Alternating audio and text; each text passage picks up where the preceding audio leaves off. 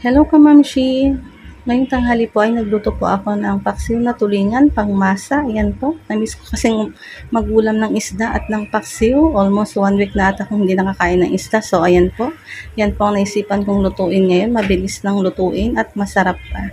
Ayan po, nilagyan ko na po yan ng bawang, sibuyas, luya at syempre sili. At nilagyan ko na rin po ng paminta at syempre ang suka, ang pinaka main ingredients ng paksiw. Ayan po, akin na po siyang nilagyan ng tubig din syempre para medyo hindi masyadong maasim.